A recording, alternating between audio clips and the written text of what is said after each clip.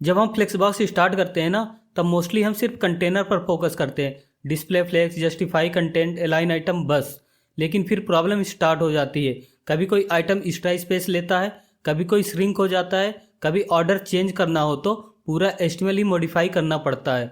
और तब लगता है शायद फ्लेक्स बॉक्स थोड़ा कॉम्प्लिकेटेड है। बट सच क्या है, प्रॉब्लम फ्लेक्स बॉक्स में नहीं होती। प्रॉब्लम ये होती है कि हम फ्लेक्स आइटम प्रॉपर्टी का यूज ही नहीं करते। आज की वीडियो में आपको एग्जैक्टली वही सिखाने वाला हूँ, कैसे हर एक आइटम को इंडिविजुअली ग्रो, श्रिंक, रिसाइज और रीऑर्डर करते हैं सिर्फ कुछ सिंपल CSS प्रॉपर्टी से। इसके बाद आपका लेआउट कंट्रोल नेक्स्ट लेवल हो जाएगा।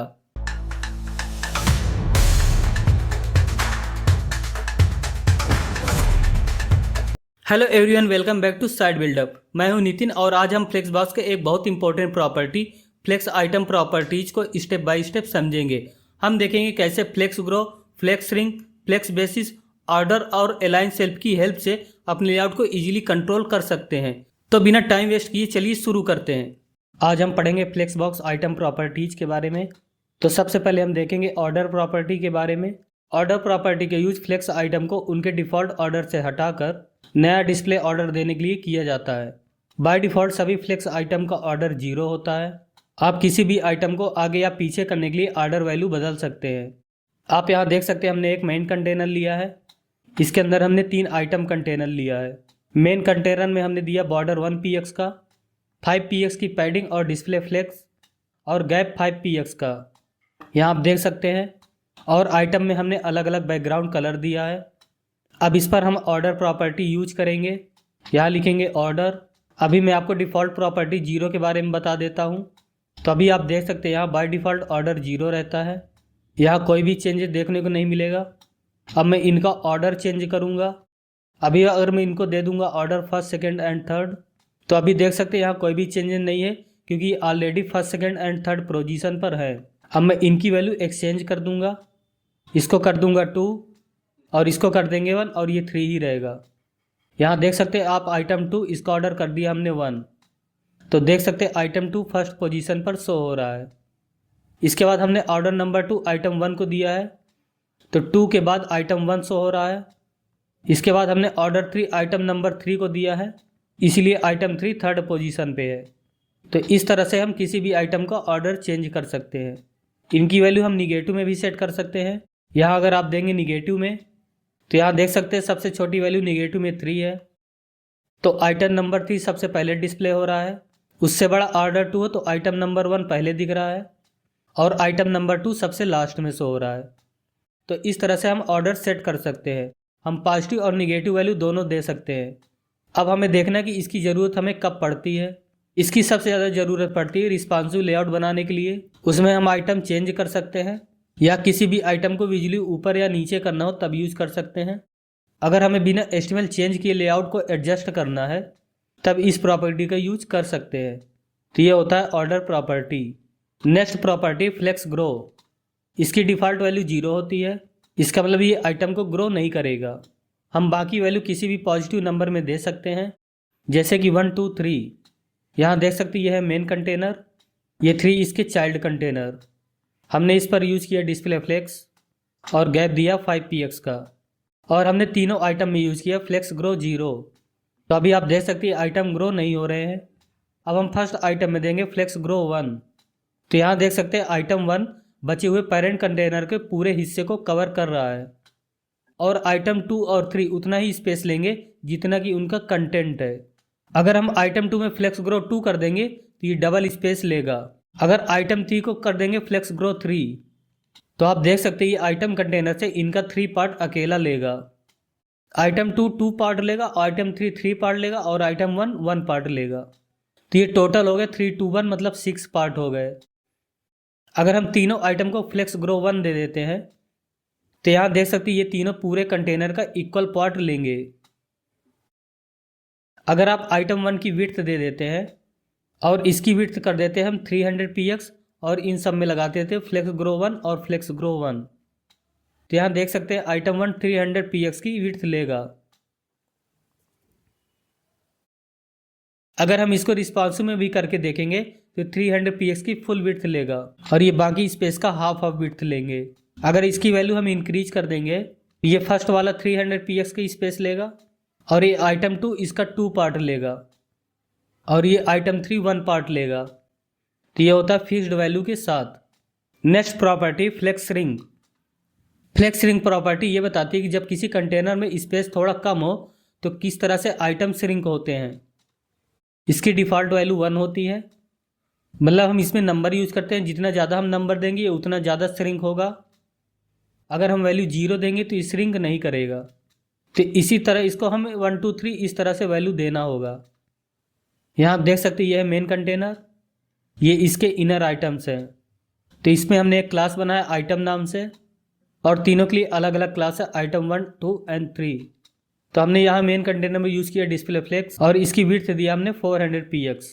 आइटम में हमने डाल दिया 200 px। तो सभी आइटम हमारे 200 px के हो गए हैं। अब इस पर हम यूज करेंगे फ्लेक्स रिंग। तो हम यहाँ लिखेंगे फ्लेक्स रिंग। तो सबसे पहले मैं सब में वैल्यू दे देता हूँ 0। तो यहाँ देख सकते हैं आइटम 1 0 देने पर मैक्सिमम स्पेस ले रहा है, मतलब कि ये 200 का फुल स्पेस इसने ले लिया है, मतलब कि ये सिंक नहीं हो रहा है। अब हम तीनों आइटम में फ्लेक्स रिंग 0 यूज किए हैं। तो ये देख सकते हैं आइटम कंटेनर के बाहर जा रहे हैं, मतलब ओवरफ्लो हो रहे हैं, क्योंकि कंटेनर 400 px का है और सभी आइटम 200 px के हैं। टोटल हो गया 600 px और इसमें हमने थोड़ा मार्जिन भी यूज किया हुआ है, तो 300 प्लस मार्जिन। तो यहाँ देख सकते हैं ये कंटेनर के बाहर जा रहा है। तो इस पर हम वैल्यू देंगे 1 हमारा डिफ़ॉल्ट वैल्यू है। तो यहाँ देख सकते हैं आइटम कंटेनर के अंदर सिंक हो रहे हैं और ये इक्वल स्पेस ले रहे हैं। अब हम क्या करेंगे, अगर हमें किसी पर्टिकुलर आइटम को ज़्यादा श्रिंक करवाना है तो इसकी वैल्यू हम थोड़ा बढ़ा देंगे। तो आइटम 2 में हम कर देते हैं 2 और आइटम 3 में कर देते हैं 3। तो यहाँ देख सकते हैं जितने ज़्यादा वैल्यू है उतनी ज़्यादा श्रिंक हो रहा है। तो यहाँ देख सकते हैं आइटम 3 में हमने दिया 3, सबसे ज़्यादा श्रिंक आइटम 3 हो रहा है। उसके बाद आइटम 2 हो गया और आइटम 1 में हमने 1 दिया तो ये सबसे बड़ा दिख रहा है। तो इस तरह से फ्लेक्स रिंग काम करता है। इसका भी यूज रिस्पॉन्सिव बिहेवियर के लिए किया जाता है, जैसे मोबाइल स्क्रीन के लिए, क्योंकि कभी कभी आइटम वहाँ फिट नहीं होते हैं तो फ्लेक्स रिंग कंट्रोल करता है कि कौन सा आइटम कितना श्रिंक कर सकते हैं। Next property flex basis. Flex basis set करता है कि किसी आइटम की विड्थ या हाइट डायरेक्शन के अकॉर्डिंग कितनी होगी बिना ग्रो या श्रिंक होने से पहले। हम फ्लेक्स बेसिस की वैल्यू ऑटो लेंथ या px में भी दे सकते हैं। यहाँ आप देख सकते हैं ये है मेन कंटेनर और ये इनर आइटम्स हैं। हमने यहाँ यूज़ किया डिस्प्ले फ्लेक्स। हमने एक कॉमन क्लास बनाया आइटम नाम से। हमें इस आइटम में देंगे फ्लेक्स बेसिस ऑटो। तो फ्लेक्स बेसिस ऑटो ये सेट करेगा कि सभी आइटम अपने कंटेंट के हिसाब से विड्थ लेंगे। तो इसमें हम थोड़ा कंटेंट बढ़ा दे रहे हैं, तो आप देख सकते हैं कंटेंट के हिसाब से इसकी विड्थ थोड़ा ज़्यादा हो गई है। तो हम इसमें भी थोड़ा कंटेंट इंक्रीज कर देते हैं। अब आप देख सकते हैं इसकी भी विड्थ थोड़ा कंटेंट के हिसाब से ज़्यादा हो गई है। अब हम देंगे फ्लेक्स बेसिस 100 px। तो यहाँ सभी आइटम 100 px के हो जाएंगे। यहाँ आप देख सकते हैं तो ये फिक्स्ड वैल्यू होती है। अब यहाँ देंगे हम 50%। तो यहाँ देख सकते हैं हमने यूज़ किया फ्लेक्स रैप। अगर ये आइटम कंटेनर से ओवरफ्लो कर रहे हैं तो ये रैप होकर नेक्स्ट लाइन में आ जाएंगे और इनकी जो विड्थ होगी 50-50% होगी मेन कंटेनर के हिसाब से। अब हमने दिए यहाँ फ्लेक्स बेसिस 0। फ्लेक्स बेसिस 0 का मतलब ये होगा कि आइटम सबसे कम स्पेस लेंगे। यहाँ देख सकते हैं कंटेंट आइटम नेक्स्ट लाइन पर रैप हो रहे हैं और ये सबसे कम विड्थ ले रहे हैं। अब हम यूज़ करेंगे फ्लेक्स बेसिस और फ्लेक्स ग्रो प्रॉपर्टी एक साथ। यहाँ हम देंगे फ्लेक्स बेसिस 100 px और सब में भी कर देंगे फ्लेक्स बेसिस 100 px। यहाँ देख सकते हैं सभी आइटम 100 px की विड्थ ले रहे हैं। अब इस पर हम यूज करेंगे फ्लेक्स ग्रो प्रॉपर्टी। तो हम यहाँ लिखेंगे फ्लेक्स ग्रो। फ्लेक्स ग्रो में क्या होता है, जिसकी वैल्यू सबसे ज़्यादा होगी वो सबसे ज़्यादा ग्रो करेगा। तो हम इसको देंगे 1। तो ये 1 से क्या होगा कि बचे हुए कंटेनर का फुल विड्थ ले रहा है। तो हमने सभी में दे दिया फ्लेक्स ग्रो 1। तो ये देख सकते हैं तीनों इक्वल विड्थ ले रहे हैं। अब इसकी वैल्यू हम कर देंगे चेंज। तो यहाँ हम कर देंगे 2। तो देख सकते हैं आइटम 2 की विड्थ थोड़ा बढ़ गई है और इसको हम कर देंगे 3। तो ये आइटम 3 पार्ट्स ले रहा है और आइटम 2 2 पार्ट्स और आइटम 1 1 पार्ट। हमने आइटम 3 की वैल्यू कर दिया 5। तो यहाँ देख सकते हैं इसकी विड्थ थोड़ा और बढ़ गई है और अगर हम आइटम 1 को कर देंगे 0 तो ये ग्रो करेगा ही नहीं। जितना की फ्लेक्स बेसिस होगा ये उतना ही विड्थ लेगा। इसी तरह यूज होगा फ्लेक्स रिंग। तो यहाँ देख सकते हैं हमने तीनों की फ्लेक्स बेसिस वैल्यू कर दिया 200 px ताकि ये फुल कंटेनर की विड्थ कवर कर पाए। और हमने आइटम 1 में कर दिया फ्लेक्स श्रिंक 0, तो ये सबसे कम श्रिंक होगा। और आइटम 2 में हमने दे दिया फ्लेक्स श्रिंक 2, तो उससे थोड़ा ज़्यादा श्रिंक होगा। और आप देख सकते हैं आइटम 3 में हमने दिया फ्लेक्स श्रिंक 5, आइटम 3 सबसे ज़्यादा श्रिंक हो रहा है। अगर हम यहाँ सबकी वैल्यू कर देंगे सेम, तो ये इक्वल विड्थ लेंगे। तो इस तरह से हम फ्लेक्स बेसिस का यूज कर सकते हैं फ्लेक्स ग्रो के साथ और फ्लेक्स श्रिंक के साथ। Next property flex.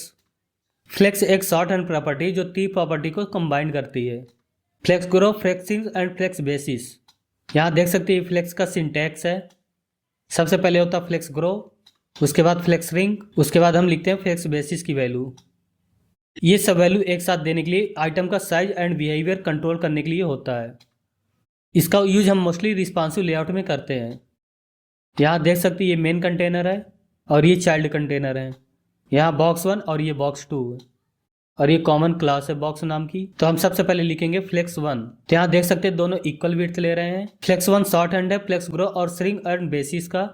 तो यहाँ फ्लेक्स 1 देने से फ्लेक्स ग्रो 1, फ्लेक्स श्रिंक 1 और फ्लेक्स बेसिस 0 हो जाएगा। फ्लेक्स 1 1 1 0 का शॉर्ट फॉर्म है। तो यहाँ फ्लेक्स 1 करने पर सभी बॉक्स कंटेनर का इक्वल विड्थ लेंगे।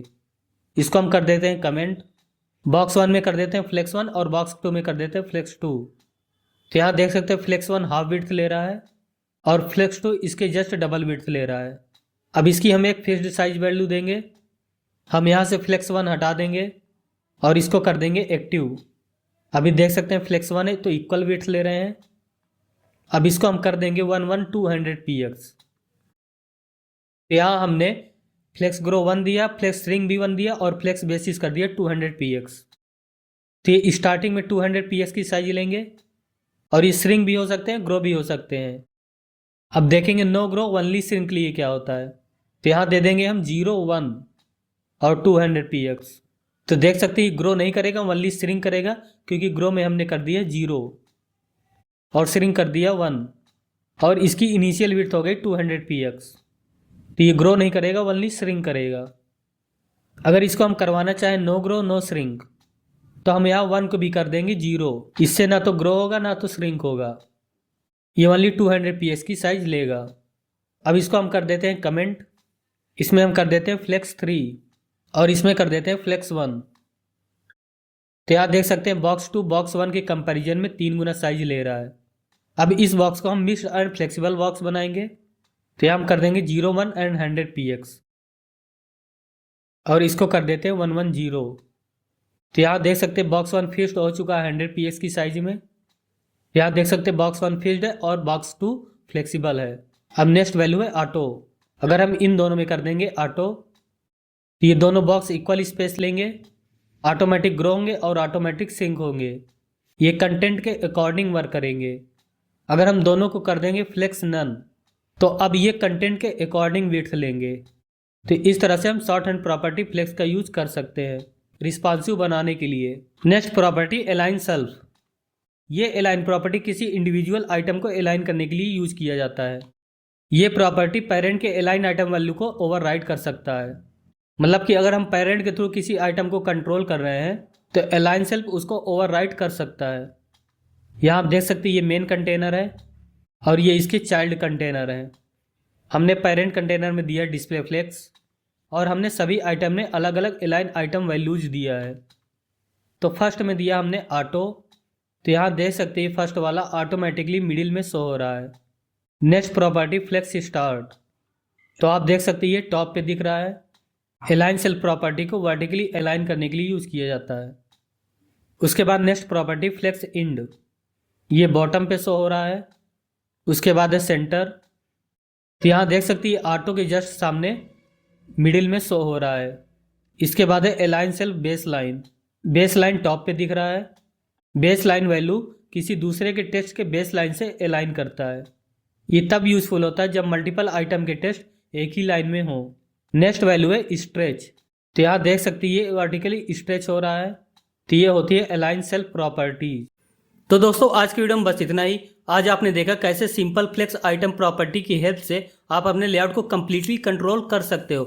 आइटम को ग्रो करना हो, श्रिंक करना हो या उनका ऑर्डर चेंज करना हो, सब कुछ बहुत ईजी हो गया है। अब आप बिना एक्स्ट्रा CSS या बिना कॉम्प्लिकेटेड ट्रिक के बिना रिस्पॉन्सिव डिजाइन बना सकते हो।